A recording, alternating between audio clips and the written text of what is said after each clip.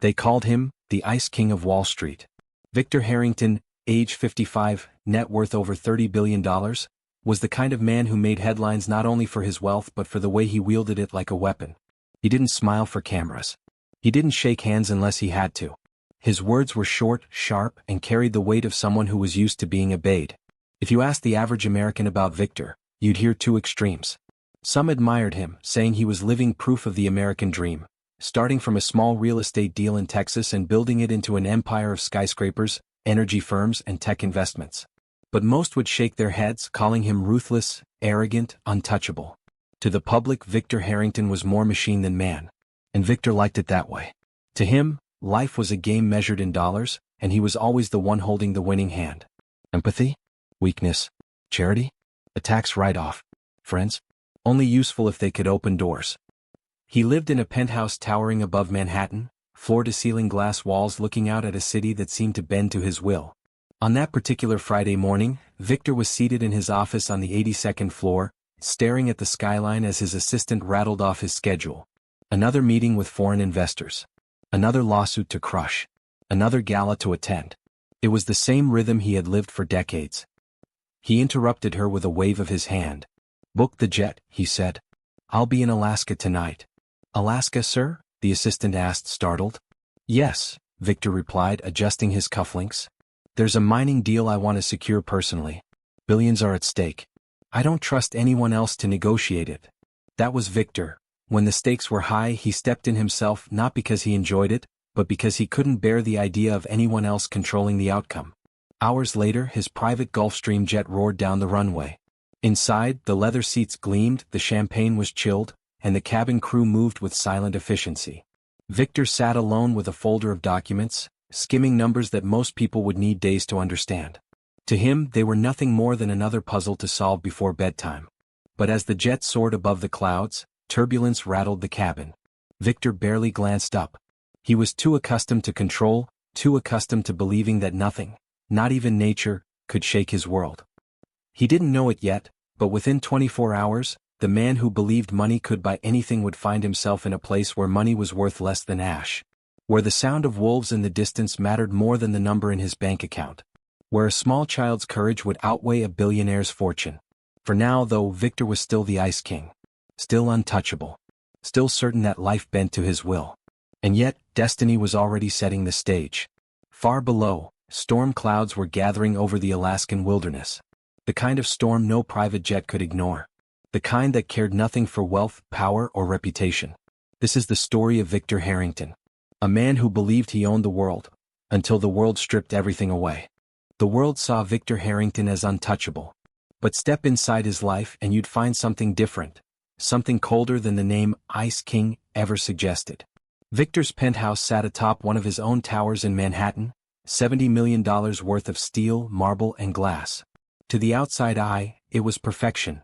An infinity pool that seemed to spill into the skyline, a wine cellar stocked with bottles worth more than most people's homes, and walls lined with modern art that critics described as genius, but Victor had bought only because the auctioneer whispered the word exclusive. Every surface gleamed. Every corner whispered luxury. And yet there was no warmth. The fireplace never burned. The dining table had 12 chairs but had never seen 12 guests. Even his bed, king-sized, draped in silk, was always empty. Victor would never admit it, but silence haunted him. The kind of silence that money couldn't fill. His ex-wife, Caroline, had left years ago, citing his obsession with power and the absence of compassion in his soul. His only son, Daniel, barely spoke to him.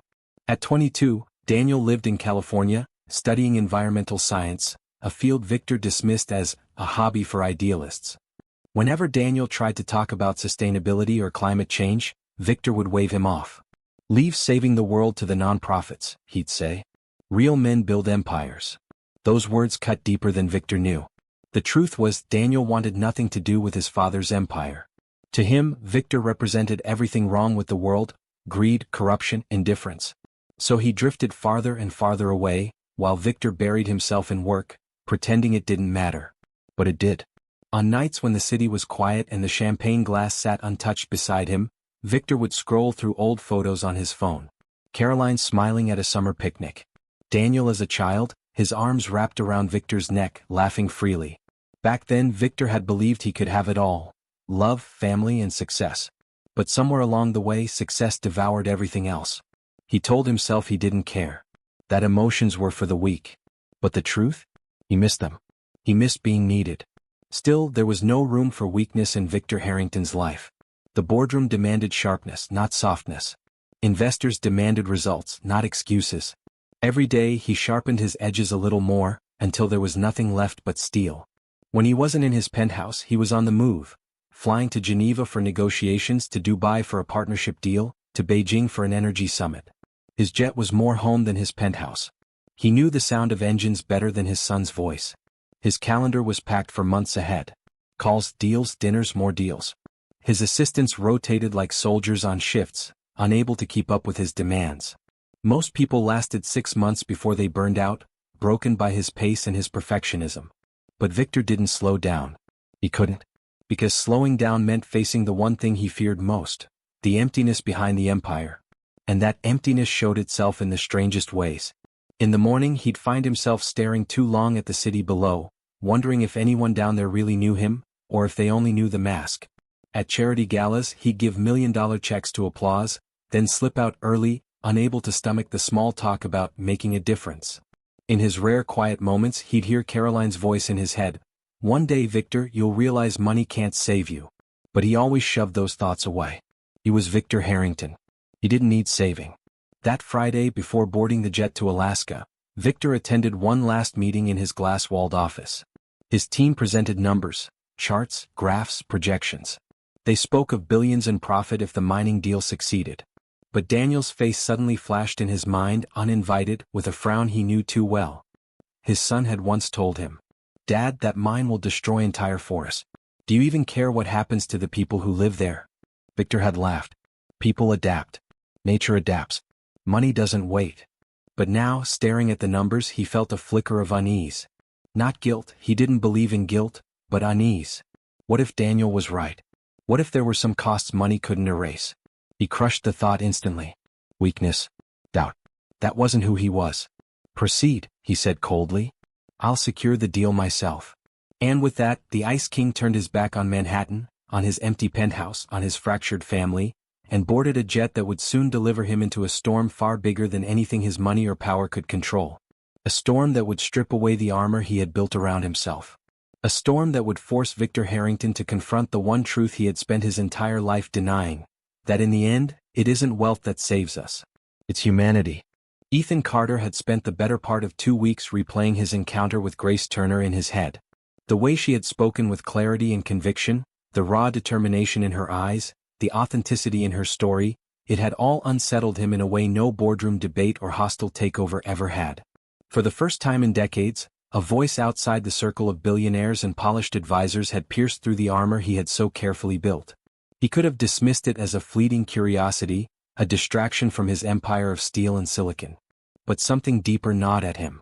When he looked out over the city from the penthouse, he no longer saw the shining glass towers or the endless expanse of possibility. Instead, his eyes lingered on the shadows beneath the bridges, on the neighborhoods with flickering streetlights, on the unspoken truth Grace had forced him to confront. His fortune had built walls, not bridges. Ethan wasn't used to being challenged. But now he found himself drafting an unusual plan, one that carried more risk than any merger he had ever signed. The following week, the Carter Global headquarters prepared for what they assumed would be another investor briefing. Executives gathered in crisp suits, coffee cups clutched like shields, portfolios filled with graphs and quarterly reports. But when Ethan stepped onto the stage, there was no projection of numbers behind him. Only a single phrase stretched across the massive screen: the Carter Foundation Initiative. The room fell into hushed confusion. Ethan's voice, calm but firm, carried through the hall. "Ladies and gentlemen, for years we have measured success in stock prices, in market shares, and expansions. But I stand before you today with a different metric: impact."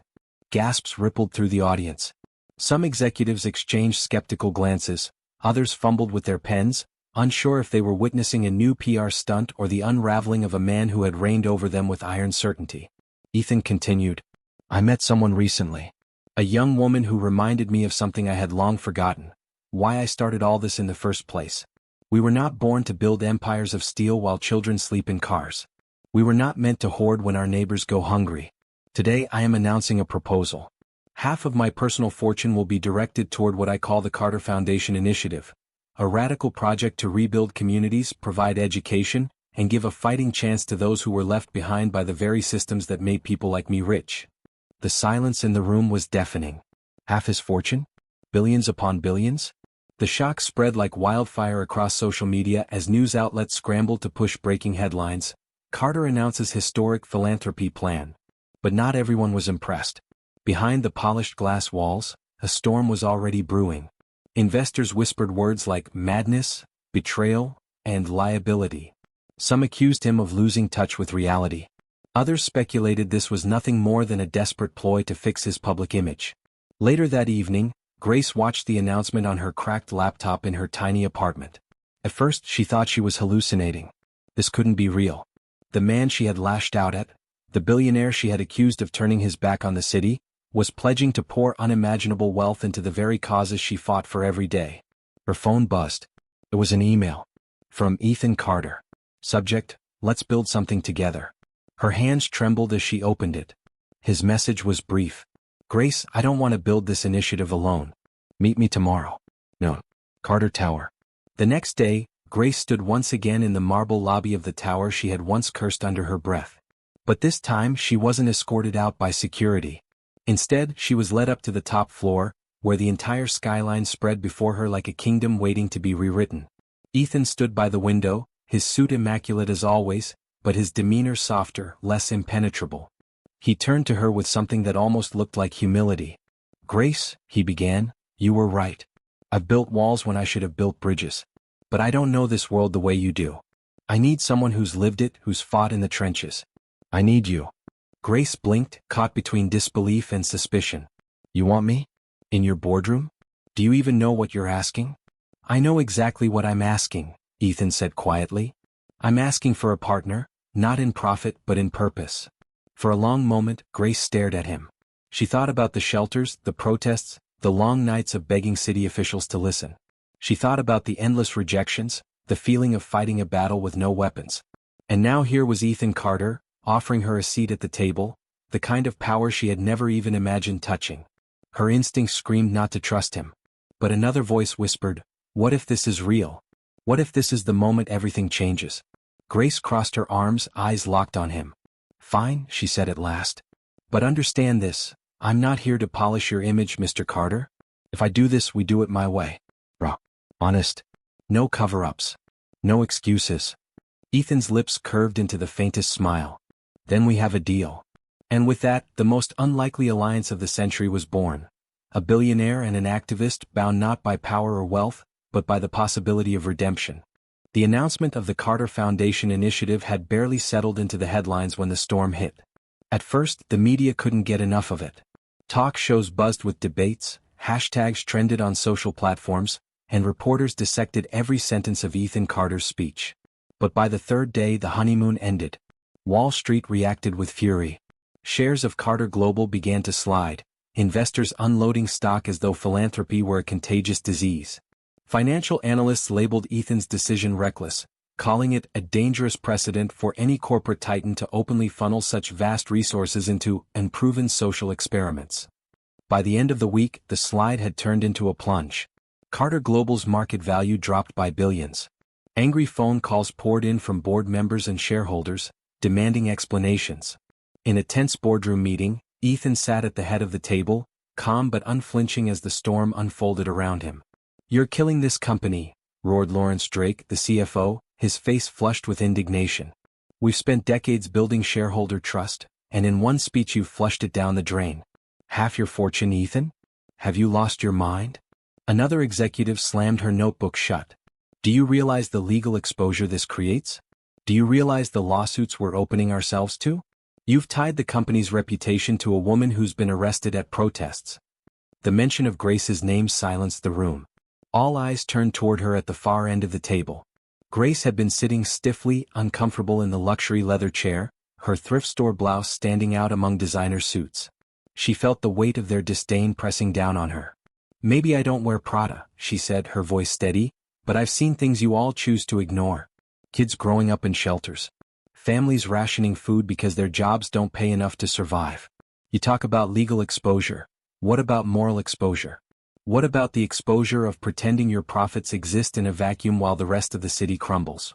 Murmurs erupted. Lawrence glared at her as though she were a virus infecting the board. But Ethan raised his hand, silencing them. She's right, Ethan said simply. This is bigger than quarterly earnings. If any of you can't see that, then maybe you're in the wrong room. The tension in the air was suffocating. Executives exchanged furious whispers, some scribbling notes that looked more like resignation letters than meeting minutes. Ethan had drawn a line in the sand, and it was clear not everyone would cross it with him. Outside the boardroom, the backlash grew sharper. News pundits accused Ethan of virtue signaling. Business magazines published op-eds titled, "The Fall of a Titan," and "Has Ethan Carter Lost His Edge?" Protesters appeared outside Carter Tower, some carrying signs of support, others denouncing him as a hypocrite who was trying to buy forgiveness. For Grace, the pressure was unlike anything she had experienced. At the shelters, people approached her with cautious optimism, asking if this was real or just another broken promise. But online, trolls dug into her past, dragging up old arrest records, mocking her as Carter's charity puppet. One night, exhausted and overwhelmed, Grace sat on the rooftop of her apartment building, the city lights flickering below. Ethan joined her, uncharacteristically casual in an open-collared shirt. For a long time they sat in silence. Finally Grace spoke. "They're tearing me apart, Ethan. And I don't even know if this is going to work. What if we're just feeding the machine a new headline?" Ethan looked out at the skyline. For once, he didn't sound like a billionaire with answers. He sounded like a man grappling with his own doubts. "I won't lie to you," he said. "They'll fight us. They'll smear you. They'll try to crush this before it begins. Because if we succeed, we prove that the system doesn't have to be this way. And that terrifies them." Grace sighed, her shoulders heavy. "And what if we fail?" "Then at least we fail fighting," Ethan replied. "But I've spent my life fighting for the wrong things. This feels worth it."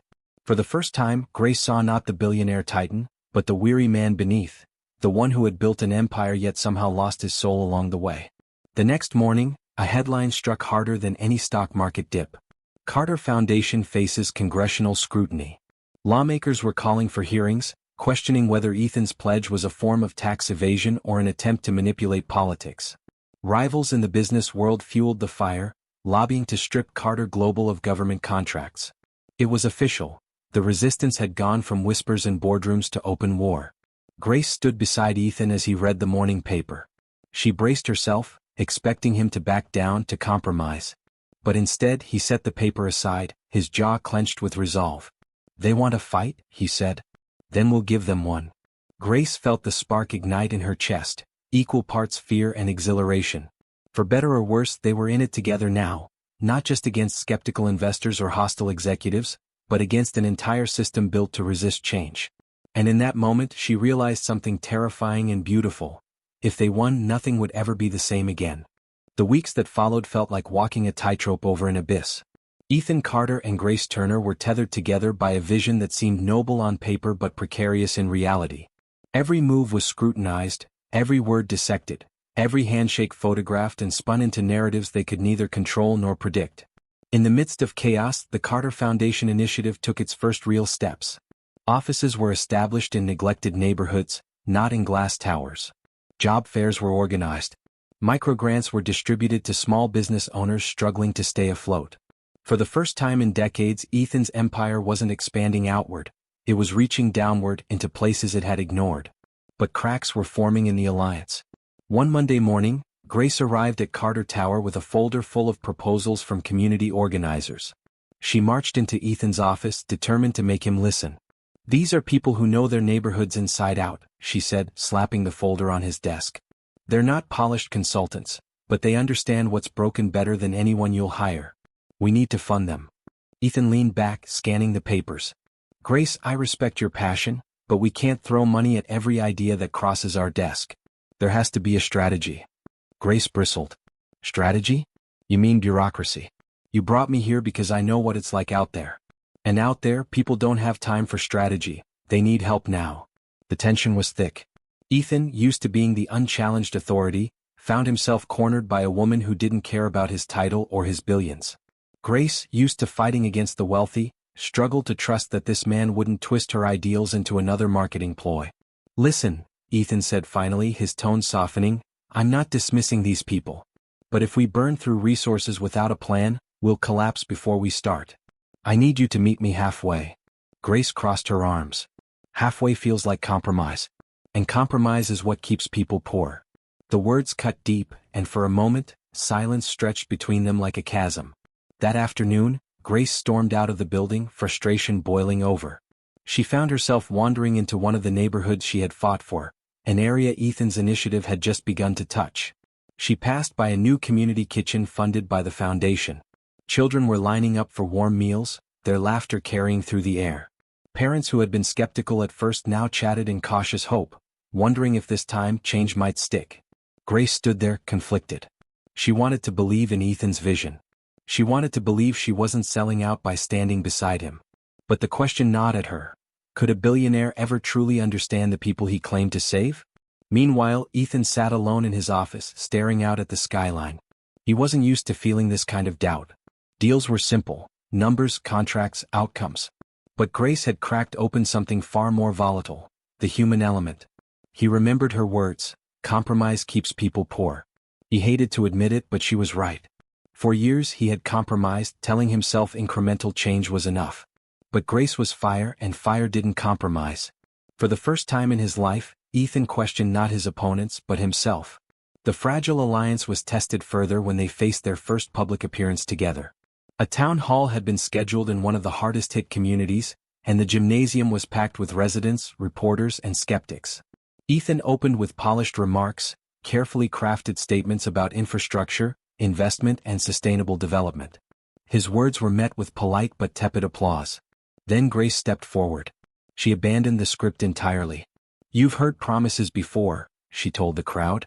"Politicians, corporations, philanthropists, they all come here with plans and speeches.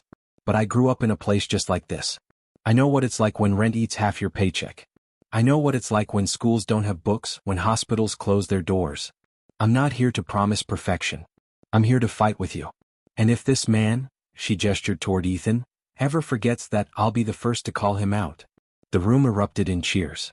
Ethan stood there, caught between pride and unease. Grace's honesty had electrified the crowd, but it also put him on the spot.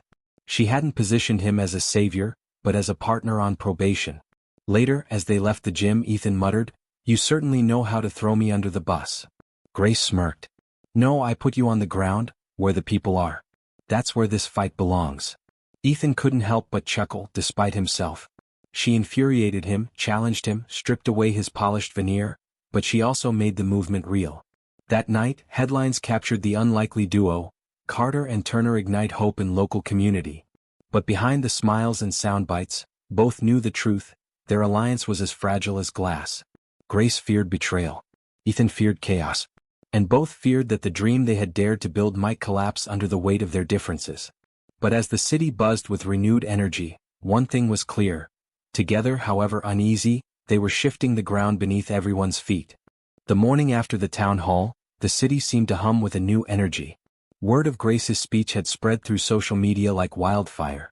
Clips of her confronting Ethan in front of a live audience were trending, generating thousands of shares, likes, and comments. People debated, applauded, and criticized, but everyone was talking. For the first time, the Carter Foundation initiative had become more than a name; it had become a movement. Ethan, however, wasn't resting on the glow of viral acclaim. He arrived at the office early, scanning emails and financial reports with the precision of a man who had built an empire on control. Yet for the first time he felt a twinge of uncertainty. He knew that influence alone couldn't guarantee results, and the viral headlines meant little if the communities they aimed to serve didn't see real change. Grace arrived shortly after, holding a stack of community feedback forms. Her hair was slightly disheveled, her eyes bright with excitement and determination. She didn't wait for pleasantries. "Look at this," she said, spreading the papers across Ethan's polished mahogany desk. "These are real stories. People telling us what they need. Food banks, job training programs, after-school mentorships. They're not asking for charity. They're asking for opportunity." Ethan leaned in, scanning the forms.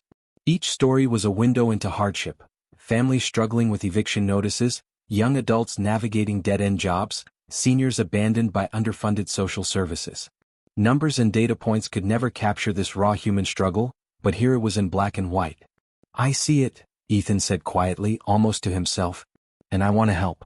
But we have to scale it, make sure the funds and resources actually reach them, not just appear on paper." Grace's expression softened.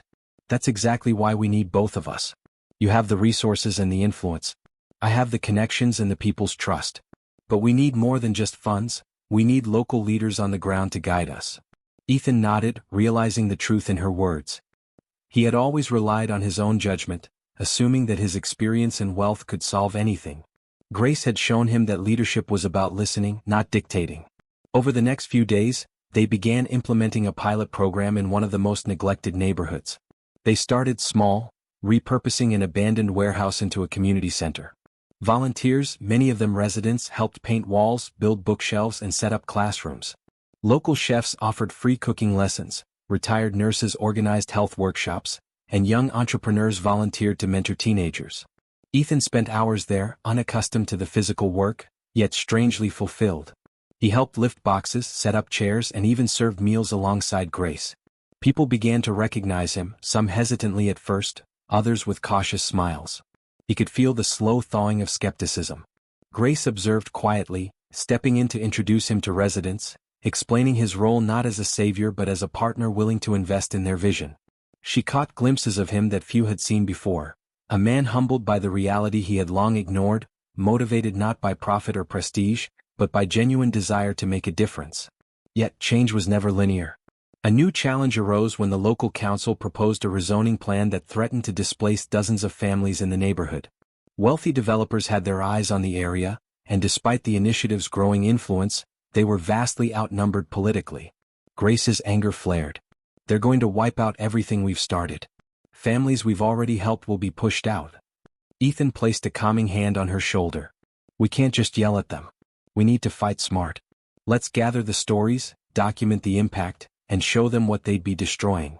The duo worked tirelessly, compiling testimonials, photographs, and statistics. They organized a town hall meeting where residents could speak directly to the council. Grace guided the speakers, coaching them on how to present their stories passionately yet persuasively. Ethan coordinated logistics, ensuring media coverage and live streaming to reach a wider audience. The meeting was electric. Residents shared their struggles, their dreams, and the tangible benefits the initiative had already brought. When Ethan stepped forward to speak, he didn't use his usual corporate rhetoric. Instead, he spoke from experience, acknowledging past neglect and promising accountability. By the end of the session, the council hesitated. The flood of public attention and media scrutiny forced them to reconsider their plans. It was a small victory, but a victory nonetheless, a tangible demonstration that people, united and organized, could hold power to account. That evening, Grace and Ethan stood outside the community center, exhausted but exhilarated. Lights inside glowed warmly, echoing laughter and conversation. "You did good today," Ethan said, breaking the silence. Grace shook her head with a wry smile. "We did good. You can't take all the credit." Ethan studied her, realizing just how much she had taught him. Patience, empathy, courage. She wasn't just his partner, she was the spark igniting a fire he had never thought possible. As they walked through the empty streets, the city felt a little brighter, a little more alive. Change was no longer a distant dream, it was beginning to take root. And for the first time, Ethan felt that the seeds they had planted might grow into something that could outlast both of them. A legacy of hope, courage, and real impact. The following morning, Ethan awoke to the city skyline bathed in pale golden light, but his heart was restless. Despite the victories, the shadows of his past lingered like a stubborn fog. Every decision he'd made as a businessman, the cutthroat deals, the overlooked communities, the ruthless pursuit of profit, had left a mark, and he knew that change would not come easily. Grace, ever perceptive, noticed his unease as they walked toward the community center. "You're thinking too much," she said gently. "Change doesn't happen overnight. You can't erase years of mistakes in a single day." Ethan smiled faintly but didn't respond. He was haunted by memories of the people he'd ignored, the families he'd indirectly harmed, and the opportunities he'd squandered to boost his empire. Each memory carried a weight, a silent accusation that refused to be ignored. As they arrived at the community center, a familiar voice called out, tinged with urgency. "Ethan, we need to talk, now." It was Marcus Kane, a former colleague and now a vocal critic of the Carter Foundation initiative. Kane had a reputation for exposing corporate negligence and was often uncompromising in his confrontations. Ethan's stomach tightened. He hadn't expected Kane to approach so directly, and yet he knew he couldn't avoid him. "Let's step inside," Ethan suggested, guiding him into the empty main hall. Kane wasted no time. "You've made a lot of headlines, Ethan, but let's not pretend you're suddenly a hero. Your past decisions destroyed entire neighborhoods. I need to know, how are you planning to make real amends?" His gaze pierced through Ethan, challenging and unwavering. Ethan took a deep breath, choosing his words carefully. "I know I've made mistakes, grave ones. But that's why I'm here on the ground listening to the people I overlooked. I'm not asking for forgiveness. I'm asking for the chance to show tangible change, to work with communities and create opportunities they've never had." Kane studied him in silence, then nodded slowly. "Talk is cheap. Actions speak louder. I'll be watching, and if you slip, the press will know." Grace placed a reassuring hand on Ethan's arm. "We welcome scrutiny. It will keep us accountable." The encounter left Ethan shaken but resolute. The past could not be erased, but it could inform better choices. And for the first time he felt the weight of responsibility not as a burden, but as a compass guiding him forward. Later that day, Ethan and Grace convened with the initiative's team. Volunteers and community leaders filled the room, buzzing with energy and ideas. Yet Ethan sensed the tension beneath the enthusiasm, a mixture of hope and skepticism. He knew the residents had seen promises before, and trust could not be demanded, it had to be earned. Grace addressed the group. "We're expanding the programs, more mentorships, healthcare access and job training. But we also need your voices. Tell us what works, what doesn't, and where we've fallen short." Hands shot up immediately. One young woman, a single mother named Rosa, spoke passionately about her neighborhood's need for affordable childcare. A retired teacher outlined the gaps in after-school programs. A young entrepreneur detailed the struggles of starting a small business without guidance or resources. Ethan listened quietly, taking notes, absorbing every detail. He realized that true leadership wasn't about wealth or control, it was about serving, listening, and amplifying the voices of those who had been ignored. As evening fell, Ethan returned home, tired but contemplative. The city lights flickered in the distance, reflections of both the beauty and the struggle that defined the communities he now vowed to protect. He thought of the families he had wronged, the mistakes he had made, and the challenge ahead. His phone buzzed. A news alert flashed on the screen. Another viral story, this time highlighting Ethan's initiative, but not all reactions were positive. Online forums were divided. Some praised him as a genuine force for good, while others accused him of self-serving motives. The backlash stung, a reminder that public perception could be as volatile as the weather. Yet Ethan felt a sense of clarity. Change was messy, uncomfortable, and often met with resistance. But the alternative, inaction, was far worse. He could no longer allow fear of criticism to dictate his choices. That night, he called his father, a man who had built the Carter empire with the same relentless ambition Ethan had inherited. The conversation was tense, a clash of philosophies. "You're risking too much, Ethan," his father warned. "Charity won't protect your wealth. You're exposing the company to scrutiny, and yourself to ridicule." Ethan's voice was steady. "I don't want to protect wealth if it comes at the cost of people's lives and futures. This isn't about profit anymore, it's about responsibility, legacy, and making a difference while I can." There was a long silence on the line. Then, softly, his father said, "I don't agree, but I see your conviction. Just, don't forget the stakes." Hanging up, Ethan felt a renewed determination. The path ahead would be fraught with challenges, skepticism, opposition, and unforeseen crises. But he now understood that facing the shadows of the past was essential to creating a future that mattered. Meanwhile, Grace stayed late in the community center, reviewing plans for the next expansion phase. She paused, looking out at the streets where families lived, where small businesses struggled, and where hope flickered like fragile candlelight. The stakes were high, but so was the potential for transformation. As Ethan entered, she looked up with a faint smile. "Ready to tackle the next challenge?" Ethan nodded, feeling the weight of both accountability and opportunity. "Let's make sure this time we get it right, for real." Outside, the city slept, unaware of the quiet revolution taking root in one neglected neighborhood. A revolution driven not by power or money, but by courage, accountability, and the desire to rewrite the story of a community long forgotten. The morning sun cast a pale glow over the city, illuminating streets that still bore the scars of neglect and forgotten promises. Ethan and Grace arrived at a local community workshop, a place buzzing with activity despite the meager resources. Today they were meeting with Elijah Torres, a man whose reputation preceded him, a former corporate consultant turned whistleblower, known for exposing corruption in some of the city's most powerful institutions. Ethan had heard of Elijah through whispers and online exposés, but had never met him in person. Grace had arranged the meeting after weeks of careful negotiation. "He's skeptical of everyone," she warned Ethan. "But if we can earn his trust, his insight could change everything." As they entered the workshop, they found Elijah leaning against a workbench, arms crossed, eyes scanning the room with sharp, discerning intelligence. "You must be Ethan Carter," he said, his tone neutral but carrying a quiet intensity. "I've seen your headlines, your philanthropy, and your history. But the question is, are you sincere, or is this just another PR stunt?" Ethan felt a flash of tension, but he stood tall. "I don't expect blind trust. I know my past is far from perfect, but my actions now, right here, right now, are real. I'm committed to change, and I want to work alongside people who hold themselves to the highest standards like you." Elijah studied him for several long moments, then nodded slowly. "Words are cheap," he said, a hint of a smile breaking his stoic expression. "Show me the data, the plans, and most importantly, the outcomes. If you're serious, I can help you make sure your initiatives aren't just symbolic, they can have a real, lasting impact." Over the next several hours, Ethan, Grace, and Elijah pored over spreadsheets, community surveys, and project proposals. Elijah's keen eye immediately spotted inefficiencies and opportunities for improvement that even Ethan's team had overlooked. "These mentorship programs are a good start," he said, tapping a stack of documents, "but the real challenge is sustainability. Without measurable results, without follow-up, the impact dies after a few months." Ethan leaned forward, absorbing every word. He realized that true change required not only money and intention but meticulous planning, transparency, and accountability. "Then help me build a system," he said earnestly.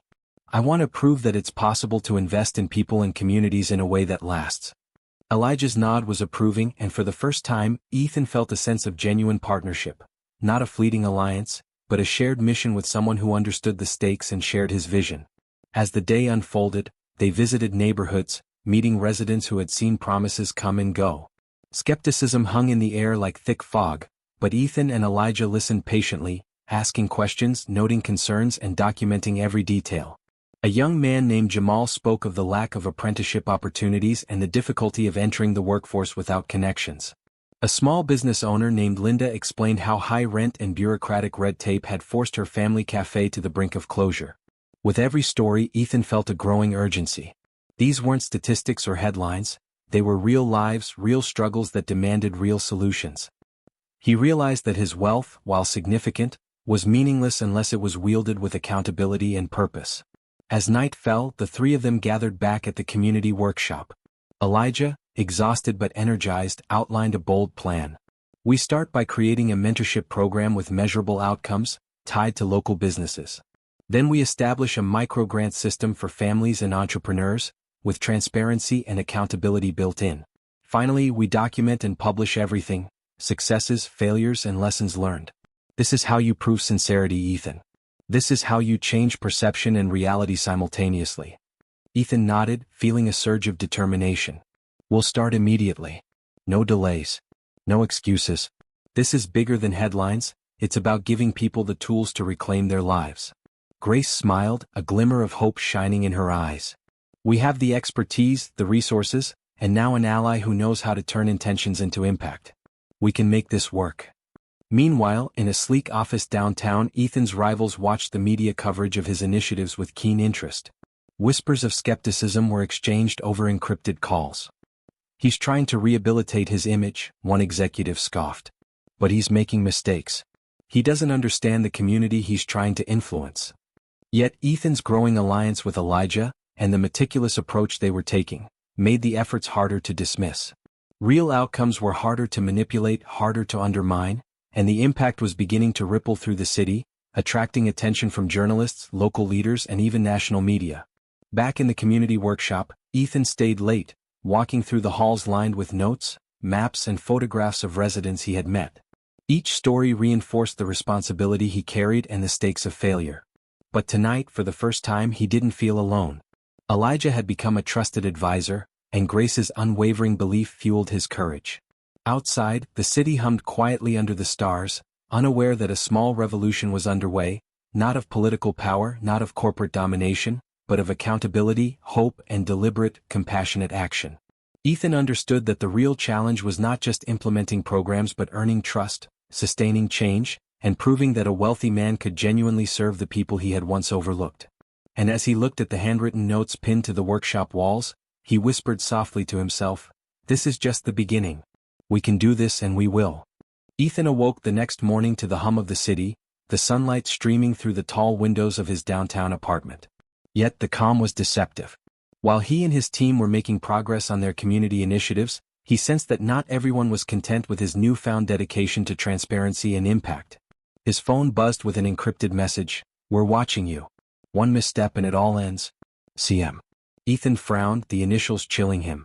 He had anticipated resistance, but the anonymous threat felt personal. He quickly relayed the message to Grace and Elijah, who immediately recognized the gravity. "This is no idle warning," Elijah said, his voice tense. "Someone is trying to intimidate you, Ethan. They want to slow you down, make you doubt your mission." Grace nodded, scanning her own notes from the neighborhoods they had visited. "It's not just corporate rivals," she said. "This could be someone who benefits from the status quo, someone who fears what we're trying to build. And they're resourceful, they're watching every move we make." Ethan's stomach tightened. For the first time he realized that changing the system wasn't just a matter of planning programs and distributing funds, it was a confrontation with entrenched power. He could feel the tension in the air, a subtle but insistent pressure that made every step forward feel like walking a tightrope. By midday, Ethan and his team were at a local community center, hosting a meeting with parents and business owners. They wanted to discuss the upcoming mentorship programs and microgrants. The room was filled with hopeful energy. Yet, beneath it all, Ethan couldn't shake the feeling of being scrutinized. He noticed subtle glances from people in the back of the room, too controlled, too deliberate. Someone was assessing his every word. After the meeting, Elijah pulled Ethan aside. "We have to assume that whoever sent the message has eyes everywhere. Cameras, informants, even people who act like ordinary citizens. They're testing boundaries, trying to see how you react." Ethan's jaw tightened. "So what do we do? I'd slow down?" Elijah shook his head. "No. You keep moving forward, but we adapt. We change routines, we layer your communications with security, and we document everything. Knowledge is power, Ethan, and transparency is our shield."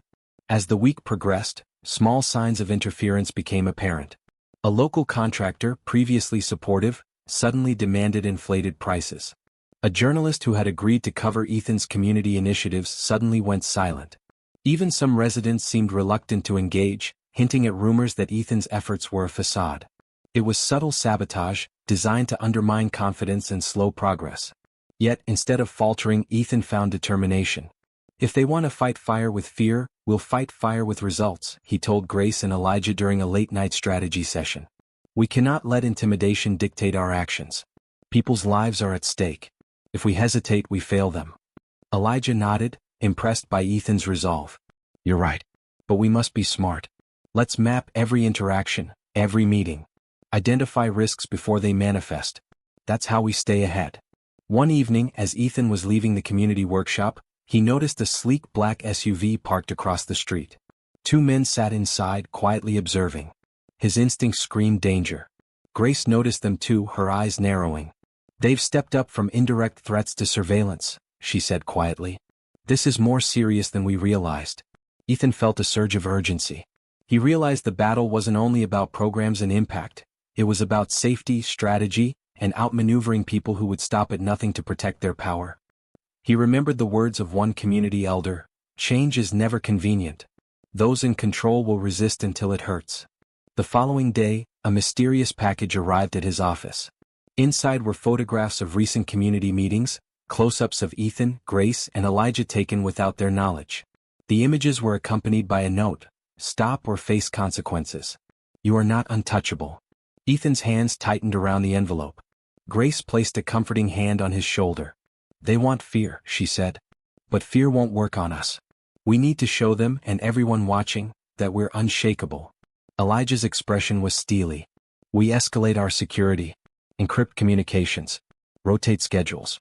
And we use this against them, document their actions, expose their intimidation tactics. If they try to scare the public, it'll backfire. Ethan felt a mixture of fear and clarity. He understood the stakes had grown higher, not just for his mission but for the community, for his team, and for the city itself. The people who had been voiceless were counting on him, and failure was not an option. As night fell, Ethan sat at his desk reviewing notes, mapping threats, and planning the next community events with meticulous care. Each threat, each attempt to slow him down reinforced his resolve. He realized that true leadership required courage under pressure, strategy under scrutiny, and the willingness to face danger head-on for a greater purpose. Outside, the city lights flickered, reflecting off rain-slick streets. Somewhere in the darkness, eyes were still watching, plotting, and waiting. But Ethan was ready. The rising threats had revealed the true measure of his commitment. Fear could test him, sabotage could try to stop him, but the mission, the people, were more important than any intimidation. And in that quiet moment he made a silent vow. No matter how dangerous the opposition, no matter how high the stakes, he would protect the city, the programs, and the people who had put their faith in him. He would rise to the challenge not just as a billionaire philanthropist, but as a relentless guardian of hope. Ethan woke to the faint glow of dawn filtering through his apartment blinds, the city still buzzing with early commuters and the hum of opportunity. But the morning held a weight he couldn't ignore. Tonight, the board meeting at City Hall would put his initiatives in the public eye. The surveillance, threats, and intimidation had all led to this moment. This was the test of not just his vision but his courage. Grace arrived early, carrying stacks of documents and presentations. Her eyes were sharp, but her presence brought reassurance. The community trusts you, Ethan. You've built a following that's stronger than fear. Tonight, they'll hear the truth. Ethan nodded, though his mind churned with anxiety. He remembered the photographs, the anonymous threats, the black SUV. Whoever was opposing him wasn't playing games, they were desperate to keep the status quo intact. And tonight, if he faltered, it could give them the leverage they craved. Elijah entered next, his usually stern demeanor softened with a rare smile. Don't forget, Ethan, transparency is your weapon. The public, your supporters, they can't be bribed, threatened, or silenced like the corporate elites. They will amplify your truth if you give it to them honestly. 4 hours, they rehearsed every line, anticipated every question, and mapped potential interruptions. Ethan knew this wasn't about delivering a polished speech, it was about authenticity. He couldn't allow fear to shape his words. As the evening descended, the steps of City Hall glistened under the lamplight, rain beginning to fall in a light drizzle. Crowds gathered outside, local journalists mingled with community members, and the air was electric with anticipation. Inside, the boardroom was already filled with officials, city planners, and influential stakeholders. Behind them, a live stream setup ensured the event would reach thousands across the city. Ethan adjusted his tie, taking a deep breath as he stepped onto the stage. The faces staring back at him were a mix of curiosity, skepticism, and hope. He glanced at Grace and Elijah for reassurance, their nods steadying him. "Good evening," he began, his voice calm but carrying a quiet authority. "I'm here tonight not as a billionaire, not as a philanthropist, but as a citizen. Someone who believes that our city deserves transparency, integrity, and opportunity for everyone." The room was silent, each listener hanging on his words. Ethan continued, recounting the challenges his programs had faced, the grassroots feedback from neighborhoods, and the small victories that had already started to reshape lives. But then he paused, leaning slightly forward, his eyes scanning the room with intention. "There are forces that don't want change," he said slowly, each word deliberate. "People who would rather maintain a system that prioritizes profit over people, influence over justice. They've tried to intimidate us, to slow progress, even to misrepresent our intentions. But I believe in the power of truth, and tonight we expose it." At that, he pressed a button on the presentation remote. The screen behind him illuminated with a series of images, documents, and verified evidence. Whispers filled the room as everyone realized that the information he was presenting went beyond theory. It was a revelation of deliberate sabotage, threats, and attempts to undermine community initiatives. Ethan's voice didn't waver as he revealed names, dates, and actions taken by those who had sought to protect their own power at the expense of the city. Each piece of evidence was carefully documented, cross-referenced, and undeniable. He showed anonymous threats, surveillance attempts, and financial manipulations aimed at discrediting the initiatives. The room was tense, officials shifting in their seats, some pale, some frowning. But outside, on the live stream, reactions were immediate. Thousands of viewers, glued to their screens, began to share, comment, and amplify the truth. Social media erupted, hashtags trending within minutes. Hashtag transparency wins, hashtag city truth, hashtag Ethan unveiled. Grace whispered, "They're seeing it, the public is on our side." Elijah nodded, his eyes fixed on Ethan. "You're not just exposing corruption. You're giving people a reason to believe in accountability. That's powerful." Ethan concluded, his gaze steady, his tone resolute. "Change is never easy. Standing against entrenched power is never safe. But truth, transparency, and courage, these are forces no intimidation can suppress. I stand here tonight to promise that we will continue to fight for fairness, for opportunity, and for every person who has been overlooked or silenced." A moment of silence followed, heavy and deliberate. Then a ripple of applause began. It started small, cautious, but grew until the room was filled with a wave of approval. Outside, cheers and support echoed, the live stream comments flooding in with encouragement and solidarity. By the end of the night, the city had witnessed more than a speech, it had witnessed courage in action. Ethan's revelations had not only exposed those who sought to manipulate and intimidate but had galvanized the community, igniting a wave of hope that inspired ordinary citizens to act, to advocate, and to participate in shaping their city's future. Ethan stepped down from the podium, sweat on his brow, but a calm resolve in his eyes. He caught Grace's gaze and smiled, a silent acknowledgement of their shared perseverance. Elijah patted his shoulder. "We did it. Tonight, the power of truth outweighed fear." Yet even as they left the hall, Ethan knew the journey was far from over. The opposition might regroup, new threats might emerge and challenges would persist. But the city had seen courage, transparency, and leadership in its purest form. And for the first time Ethan felt that the balance of power was shifting, not through wealth, intimidation, or manipulation, but through the unyielding force of truth and integrity. As the trio walked into the night, the city lights reflected on wet streets, Ethan thought quietly to himself, "This is only the beginning. We've shown them what's possible. Now we have to keep building it." The morning after the revelation, the city awoke to headlines that read like a storm breaking over long-neglected streets. Newspapers, online media, and social platforms buzzed with the fallout from Ethan's public disclosure. Social media feeds exploded with support from citizens, but behind the cheers lay a wave of tension and retaliation brewing among those exposed. Ethan sat at his sleek kitchen island, nursing a cup of black coffee, the early sunlight cutting through the glass walls of his apartment. Grace leaned against the counter, her brow furrowed as she scrolled through the endless barrage of comments and news articles. "They're mobilizing," she said quietly, almost to herself. "Law firms, lobbyists, people who thought their secrets were safe, they're coordinating responses. Expect lawsuits, smear campaigns, and political pressure.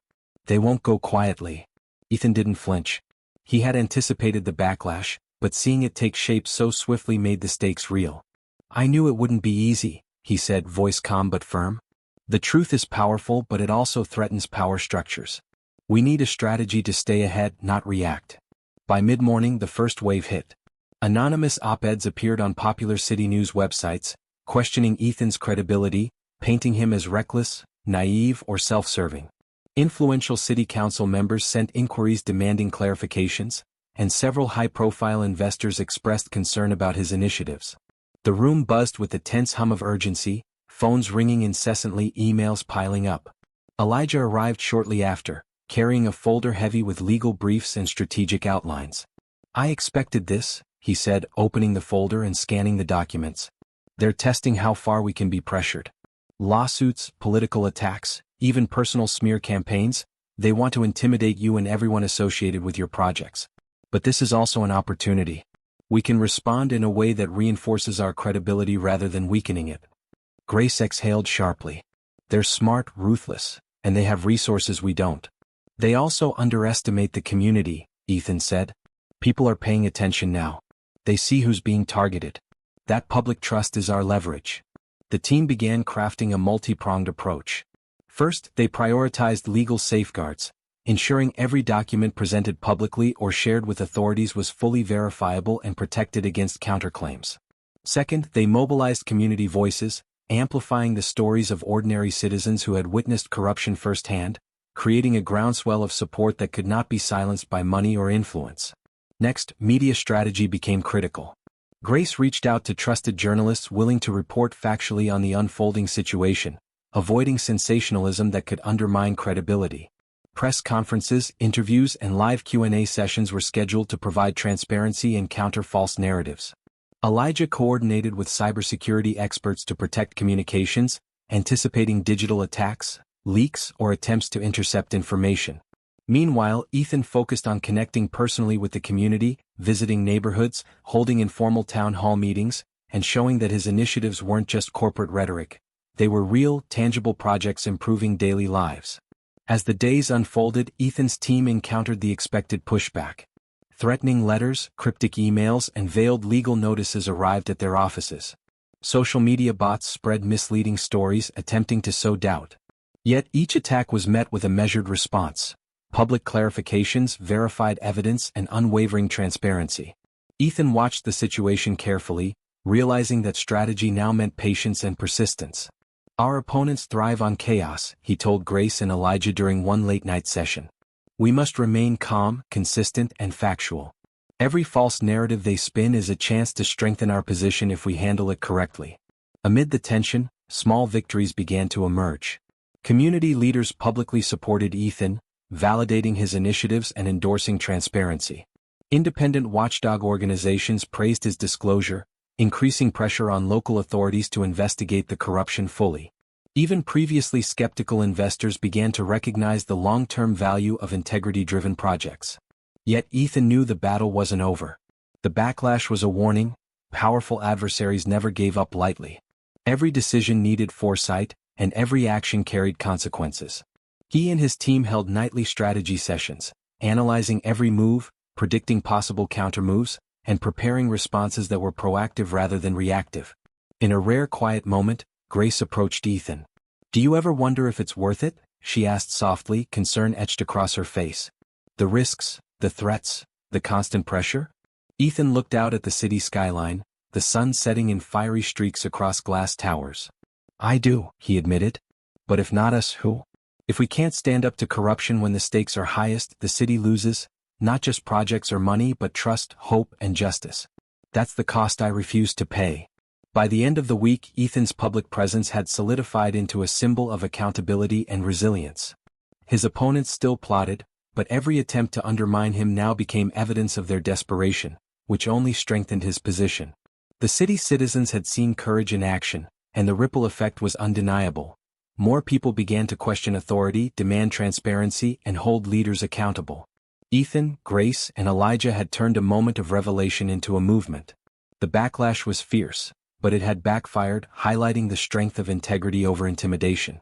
Ethan knew the path forward would remain challenging, but for the first time in his fight, he saw not just survival, but a possibility for lasting change. As night fell, Ethan walked alone through the quiet streets, thinking about the power of truth, courage, and strategy. He knew the final phase was approaching, the confrontation that would determine whether justice truly prevailed. But for now, he allowed himself a rare moment of reflection and resolve, preparing for the battle yet to come. The night air was thick with tension as Ethan and his team approached the gleaming corporate tower that had long been the symbol of unchecked power. Inside, the corridors were empty, yet the atmosphere felt electric, as though the building itself braced for the storm about to erupt. Ethan's pulse quickened, not with fear but with determination. Every step had led to this moment. Every sacrifice, every strategic move, every risk. It all came down to confronting the man who had underestimated truth, community, and resilience. Grace and Elijah flanked him, each carrying vital documents and digital evidence, the culmination of months of investigation and careful planning. Their presence was steadying, a reminder that this battle was not his alone. It was a collective stand against corruption, a testament to the power of courage and integrity.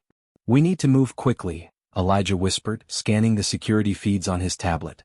"There are still operatives loyal to him inside. We don't know how many." Ethan nodded, his gaze fixed on the large, polished doors at the end of the hall. Beyond them lay the office of Marcus Devereux, a billionaire whose wealth and influence had shielded his misdeeds for years. Tonight that shield would finally crack. Inside Devereux's office, Marcus lounged behind a massive mahogany desk, the glow of his city view reflecting in his cold eyes. He had anticipated Ethan's eventual confrontation, but he underestimated the persistence and ingenuity of someone fueled by principle rather than profit. "So, you finally decided to show up," Marcus said, his voice dripping with arrogance. "I must admit I admire your audacity, But audacity doesn't win battles, Ethan. Ethan stepped forward, holding the carefully compiled evidence in his hands. It's not audacity, Marcus.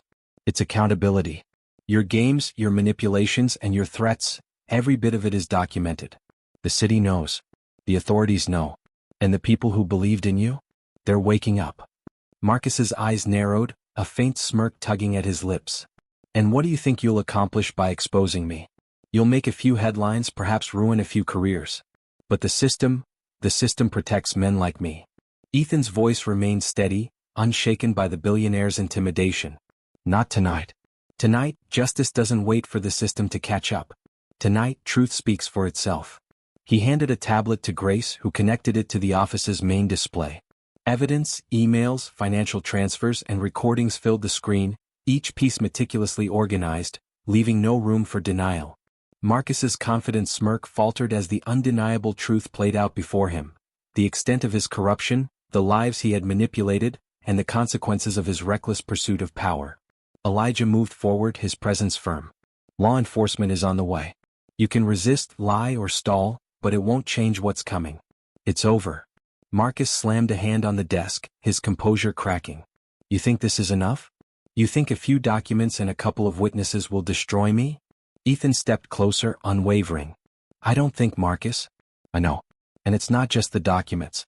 It's the people you've hurt, the lives you've endangered, and the courage of those who refuse to be silenced. That's what will bring justice. The moments stretched, the tension in the room palpable, until the distant sound of sirens broke through the silence. Officers flooded the building, moving with precision, guided by the months of intelligence Ethan and his team had gathered. Marcus's remaining security personnel were quickly neutralized, and the billionaire found himself cornered, unable to manipulate, threaten, or escape. Ethan watched as Marcus was led away in handcuffs, the man who once seemed untouchable now powerless. A mix of relief and vindication surged through him, but he quickly reminded himself that the real victory was the safety and well-being of the people who had inspired this mission.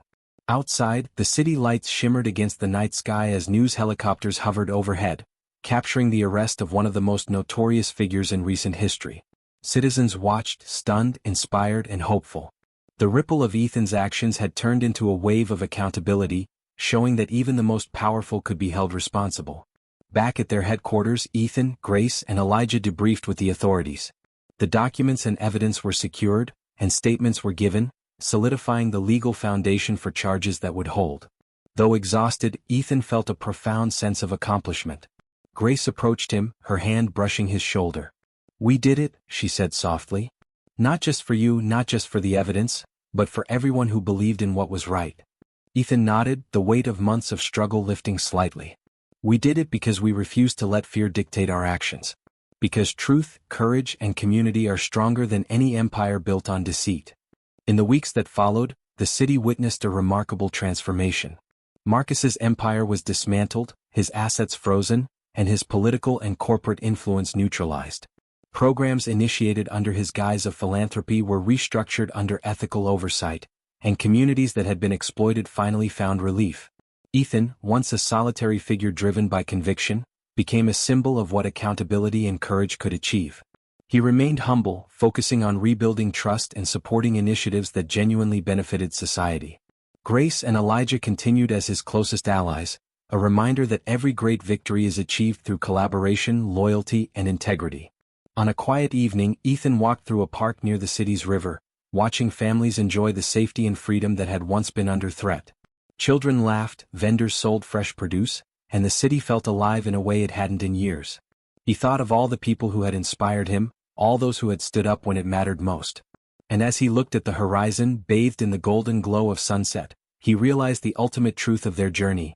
Courage is contagious, integrity is unshakable, and hope, once sparked, can transform even the darkest of circumstances. Ethan took a deep breath, letting the city's heartbeat sync with his own. The fight had been long, the stakes high, and the victories hard-won, but justice at last had prevailed.